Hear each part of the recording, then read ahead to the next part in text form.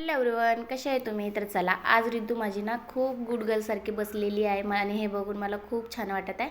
तर याच खुशीमध्ये ना माझ्या रिद्धूला केक खूप आवडते, म्हणून ना म्हटलं आज गव्हाचा पिठाचा आपण केक बनवूया. तर मी ना मैदा न वापरता, दूध न वापरता, अंडे न वापरता आता केक बनवणार आहे. तुम्ही बघा मी कसा केक बनवते. तर 1 वाटी गव्हाचं पीठ घेतलं आणि अर्धी वाटी तेल घेतलं आणि ना अर्धी वाटी साखर घेतलं. त्याच्या साखरला ना मिक्सरमध्ये पिसून घेतलं. त्यानंतर मग हे सगळं मिक्स केलं. त्याच्यामध्ये 1 इनोची पुडी टाकली आणि ना थोडासा खायचा सोडा टाकला होता आणि थोडं थोडं पाणी टाकून याला मिक्स केलं. छान असं बॅटर बनवून घेतलं आणि मग मी याला ना कप केक सारखं बनवणार होती आणि माझ्याकडे ना असे कप्पासारखे वाटी नव्हते, त्यामुळे म्हटलं हे वाट्यामध्येच बनवून घ्यावं.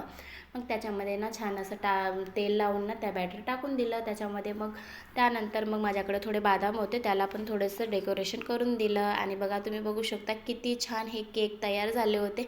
हे बघून मला तर इतका आनंद होता, मी पण असा केक बनवू शकते. माझ्यावर मग स्वतःलाच मला विश्वास नाही होत होता.